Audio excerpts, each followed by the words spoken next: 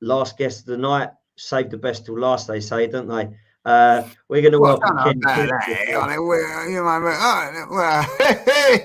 about that. Hi guys, how are you?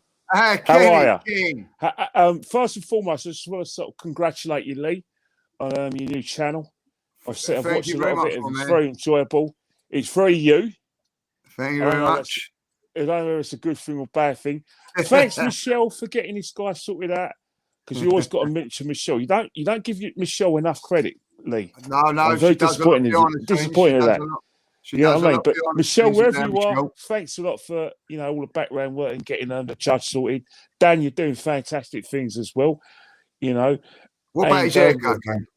He's had his haircut. Well, I remember going to a Norwich game where I had loads of hair and a mushy beard, and then when I went and did Lee Gunner's players ratings, people didn't recognise me because I shaved it all off and I managed to trim the beard. So it's one of those things where here today and gone tomorrow.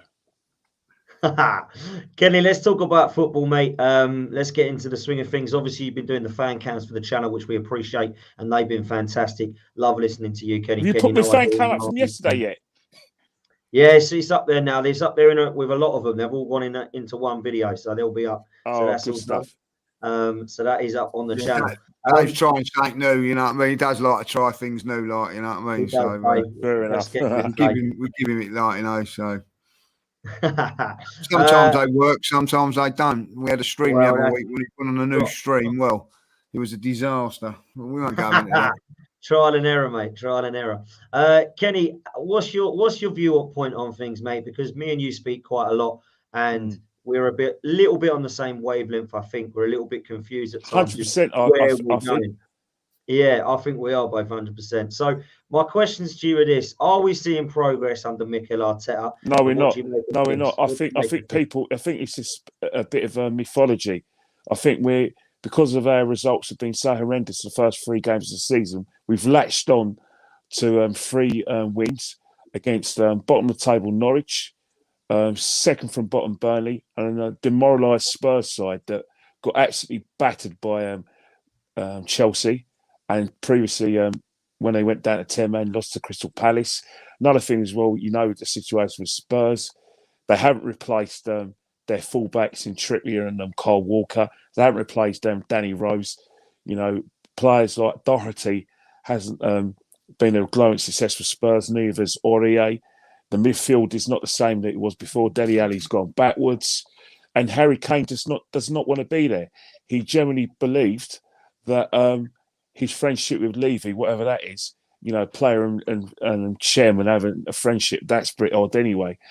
He thought that result in going to Man City, but didn't happen. So we're playing a Spurs side that were there for the taking, and we duly obliged. They were very helpful in terms of the fact they gave us loads of space in midfield, and we were able to get that back for a wall. But we put in a fantastic performance.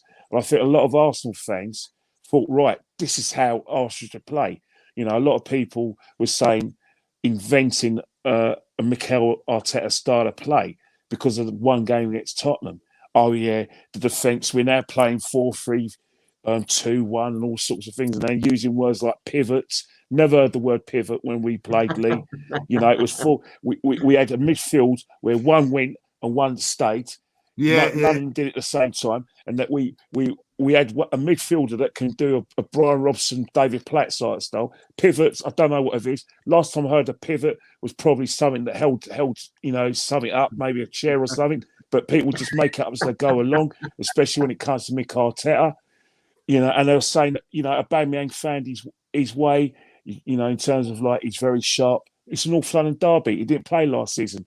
What we got yesterday was actually what we normally had with Mikel. Mikel is 2 steps forward, 5 back in terms of his style of play. We had this last season where there were some very, very good results. Chelsea, great result, winning at Old Trafford, excellent result, winning away at Leicester. But we had situations where we just got taken back in. I don't think Mikel Arteta's got a clear playing style. I think what he's done is that he's stumbled across a very confident lad from the West Midlands in Ramsdale, and he wants that shirt. And I think that's benefited Arsenal because he thinks, you know what, I didn't come to be Leno's understudy. That's my shirt and I'm having it. And I think it helps Arsenal and it gives the defence some sort of confidence that they know a goalkeeper is going to be great coming out of crosses.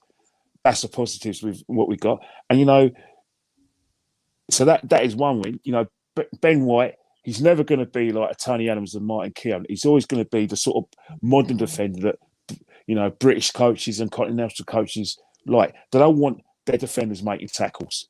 They don't want them to be on the shoulder. They want them to be good on the ball and start attacks, a la Pep Guardiola, start attacks from different, you know, parts of the pitch. And that's where Ben White is coming. So in that respect, there is positives in that, in those sort of things. But you know, I think Daniel alluded to this, you know, and you, Lee, I heard you speaking to Daniel, you're talking about credit in the bank. I don't agree with you on that, Lee, when you said credit in the bank. There shouldn't be any credit in the bank. We finished 8th in both 2 seasons, which means players are dispensable, even players who are big names at the club. If they're not playing well, then Tavares should come in for Tierney. Aubameyang, I just think and I think in terms of Aubameyang, what Arteta has done is that his style of play is very much David Moyes' his style of play when he was first season at Man United and when he was playing at Everton, which means we're a hard running side. We make ourselves very difficult to beat. We try to get in areas where teams can't get past through us, but we've neglected the attack. And that's the biggest problem. The biggest elephant in the room is that we don't hurt teams. If you take away the Spurs game, we've only scored 2 goals this season. We aren't creating enough good enough chances. We've got players who are out of form. Saka is out of form. He is struggling big time because he's played too much football. Tierney is not doing the good things like getting his crosses in. Aubameyang, I don't know what's happened with Aubameyang, but we can't get the best out of him. How is it that Unai Emery, a much maligned coach, was able to get the best out of Aubameyang and Lacazette partnership? And we were playing a better style of football. And we had a clearer attacking style of play. Yes, defensively, we let teams on us. And, you know, we conceded about 30 or 40 shots. Well, hang on here. We conceded 21 shots yesterday. So where's the difference? Where is the progress? You're not allowed to say that. This is not a criticism of Mikel Arteta. I haven't got a problem with Mikel Arteta. When people come on and say, oh, yeah, why are you saying that there's a problem with Mikel Arteta in the dressing room? Well, hang on here. Martinelli has been pigeonholed into a position that me and you don't know about, but it seems that if that position is not available, he don't get on. He doesn't even come on for the last 5 minutes. He doesn't start games. So there's an issue there. So you've got a youth player who's not happy, and then you've got Balogun, another player who apparently, because of Mikel's magic, signed a contract. First chance he gets against Brentford, we get battered. Oh yeah, all bets are off. So where's the main management there? Where's the main management with Nketiah, a player that he keeps on persuading to stay and won't let go, but he won't get him a game? So these are issues where you've got an underperforming strike force. You've got a situation where, you know, Bamey's not playing well, but there's nothing coming behind him. So he plays whatever. So Mikel has clearly killed our attack with his tactics, but he's now got a situation where he's got demoralised young players who can't get games. Pepe, you know, is being shutting out because Saka, who's clearly exhausted, is playing on the right-hand side because that's his best position. So when people say there's progress in Mikel Arteta, I beg to differ. That's just not me being belligerent and saying, oh, I'm Arteta out. It's not about that. It's about me looking at the situation and being able to present you guys, because you're my audience at the moment, with my reasons, footballing reasons, why I think there's no progress. It's not personal. I'm about Arsenal. I don't care who's in charge. I want to win. Preferably playing great football. I want the stats to be high. It's not personal. Some great points there. And I'll tell you, you know, let's just talk about Pepe for a second. When he comes on yesterday, I'm thinking, right, he's going to, you know, he's dropped him and put Saka out on the right and put Smith Rowe on the left. He brings him on, and I'm thinking, all right, this would be great to see him play on the left. Let's see what he can do on the left. Like, and what's he do? He swaps them over, like puts, you know. I mean, Yeah. And I thought, what was all that about? Why do that? You know what I mean? I did feel that was a little bit unfair on Pepe, if I'll be honest. But why is he not getting a tune out of Pepe? What do you think the reason is for that? Well, if you look at the development of Pepe, you know, if you talk about, I liken Pepe to John Barnes when he played under England, under, you know, Sir Bobby Robson and Graham Taylor, but mostly under Sir Bobby. God bless both their souls. But when John Barnes played his best football at Watford and Liverpool, especially Liverpool, they had the ball a lot. They were always in position. So what was happening? John Barnes was getting a lot of the ball. So John Barnes was able to develop his game from a left winger. Then he played off the cuff, and he became he developed into a player that can hit the box, and then he became like a 20-goal a season striker in his last few seasons before the Achilles injury. And that's what I wanted from Nicola Pepe, because he's got that ability to do that. Start him on the wings, learn his game, and then because he's a how do I say, off the cuff player, naturally gifted. But if you looked at the game against Norwich, who was our most prominent player? Who was the player that was actually scaring the life out of Norwich, just getting in the box? It was Nicola Pepe. This is what I say, Kenny. Yeah. So if you look at Nicola Pepe's development under Arteta, it's gone woefully backwards, because I was not a believer. I wanted him. I was very disappointed, but I got to see more of him, and I looked at who was more likely to hurt the opposition in the games and open the door. Nicola Pepe. Who was more likely to create assists, because everyone loves assists? Nicola Pepe. Who was the sort of person who's probably our best finisher? Nicola Pepe. So I was thinking, well, hang on here. This guy's had a semi-good season, albeit in what you called the graveyard competition, which is Europa League. So you were expecting some sort of development. But that hasn't happened on Mikel. Again, why hasn't it happened to go? Because Mikel has got a conundrum with Aubameyang, his main man. So not only is Nicola Pepe suffering because of the conundrum of Aubameyang, like as that has, but then there's another conundrum. Saka, because when he played on Gareth Southgate in the Euros, plays right-hand side. So again, that's another position. And then if you want to couple it up, Smith Rowe's now coming aside. So Smith Rowe is now playing on the left. So in terms of like getting Pepe in the team, he's now probably going to have the same sort of situation with Martinelli, where he's been pigeonholed into a couple of positions that only the manager knows about. But if certain players are fit for selection, they can't play. But then again, you've got another problem. You know, Smith Rowe, you know, he gets a lot of the ball, but Smith Rowe is still untested.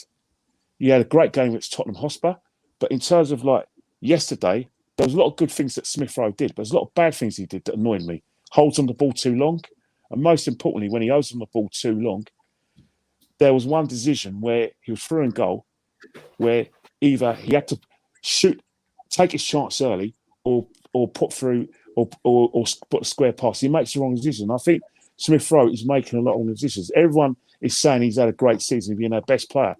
Smith Rowe is part of the problem in terms of like, I think,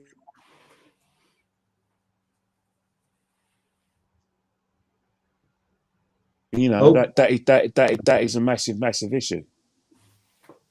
We lost you a little bit there, Kenny. Like we got you back now, Ken. We got you back now. Ken, I just wanted to ask you. But I just want to go back to my point. Sorry, everyone. But my biggest point is the Pepe conundrum is that he's been left out. But he's been left out for players who, let's face it, are still learning their game, and one is woefully out of form. But because he's a Hale ender, and because he's, you know, we sing lovely songs about him and his mate, Emil. I think Arteta, he thinks, right, these are my go-to lads, and regardless of performance, they've got to play. So that's another man-managed situation I think Mikel's not dealing with properly. And I agree with that, you know, and I'm a massive Pepe fan, like, as you and Lee both know.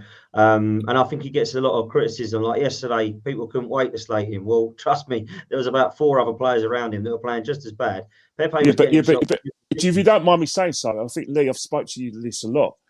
I genuinely believe that there's a hierarchy of tolerance for certain players. You know, Thierry, don't trust him, Kenny. Yeah, but no. But if you look at the star players, right, there's a high tolerance Saka is going to get a high tolerance level with the fans. So Smith Rowe, Aubameyang used to, but doesn't have it anymore, and so's Tierney. So regardless of performance, the word you usually was credit in the bank. Now that's all well and good, but we're in a precarious situation now where we don't know. We haven't seen a consistent run of unbeaten games under Mick Arteta that we saw against the much maligned Unai Emery. I mean, if you don't mind me saying so, because I know there's a couple of people who are on this show who are massive Arteta fans, got respect for that, and they've maligned Unai Emery. But I just want to say one thing: how can one man who's only been here 5 seconds, be responsible for all our errors? You tell me. You tell me that, guys. One man who's been here 18 months. So the 10 years when we had our problems was all his fault. The aftermath, when he's now in Villarreal, where we are struggling under this current manager, is all his fault. I think that's quite extraordinary. That one man who's responsible, who's only been here 18 months, is responsible for all the problems we had previously and the problems we had before. And that he wasn't given the unilateral love for the fans, and he was basically forced out. And I think the board shafted, because normally Arsenal, owners or board members, whatever you call them, have always been patient with the managers. There's only 2 managers in the last 30 years who have not had, the time to get their points across and actually get time on the job. Bruce Rioch, who was basically sold a blank page of nothing by David Dean because he wanted to get Arsene Wenger in, and Unai Emery. Apart from that, every Arsenal manager cannot say they haven't been given time by the fans and by the board.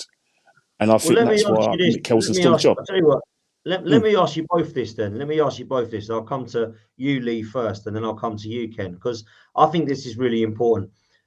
It's kind of 2 questions within one. How long are we giving this manager? You can give me games, you can give me a month, whatever it be. And do you honestly have the faith and belief that this ownership will sack him? I'll come to you, Lee.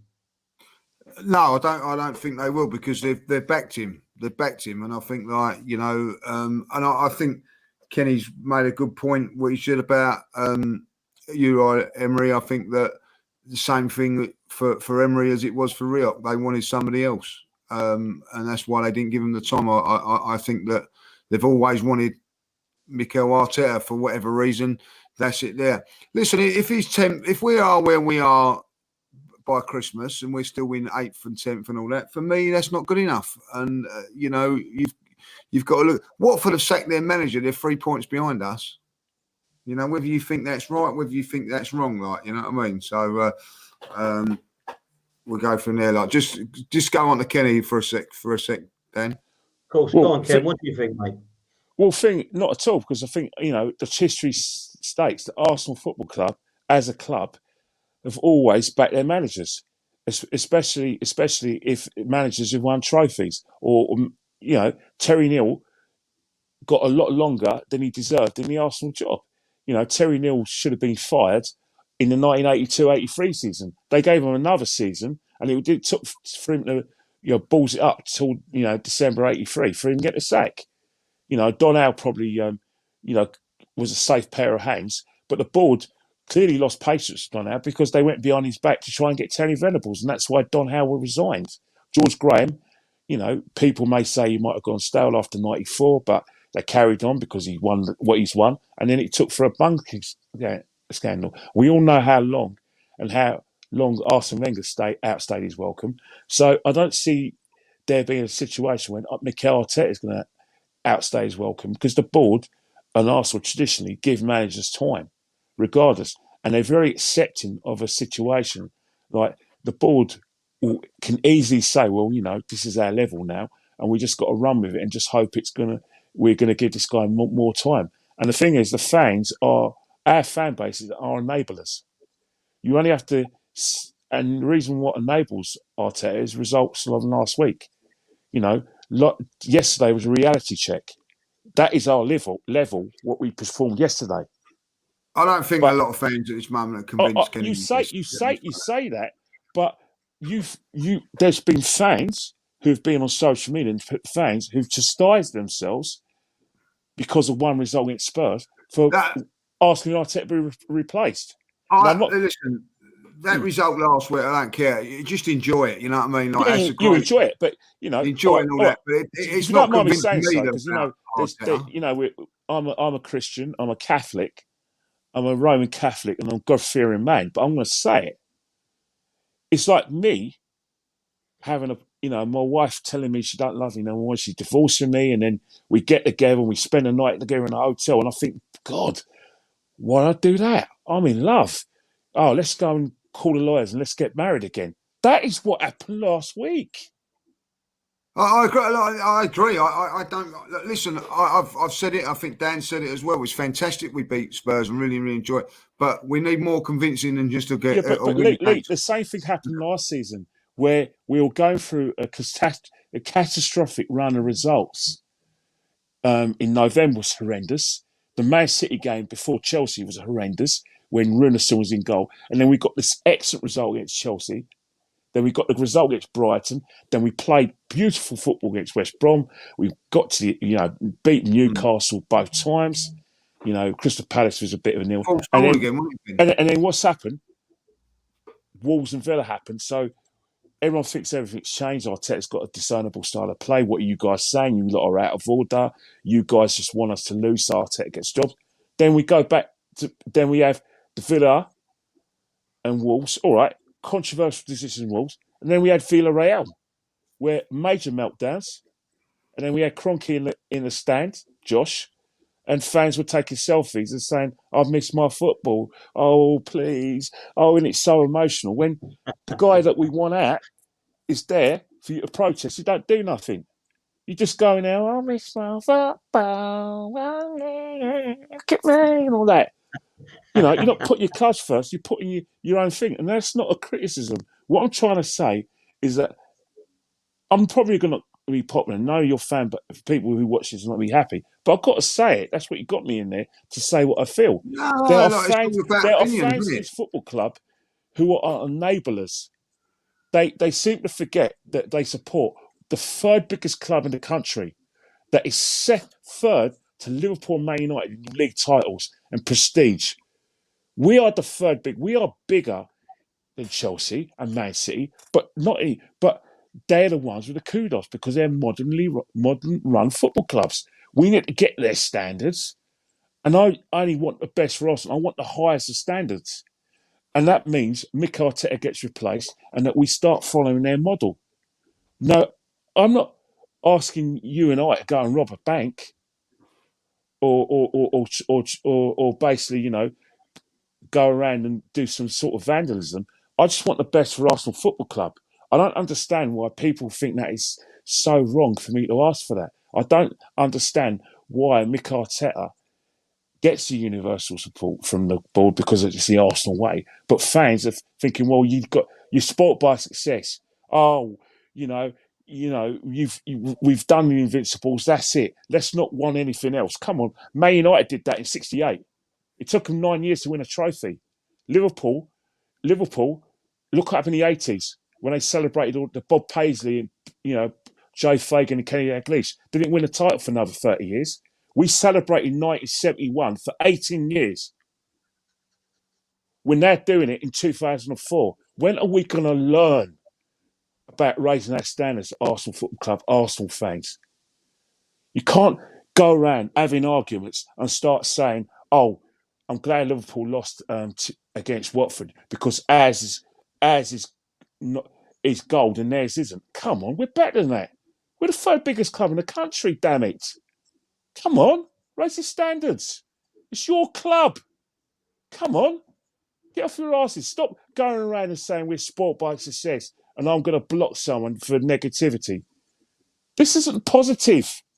We're not challenging for the title. We're not even going to get in the top four. Why are we not saying we want the standards? Why are we being patient? We've been patient for 17 years, damn it. I love it, Ken. I love it, honestly. I agree with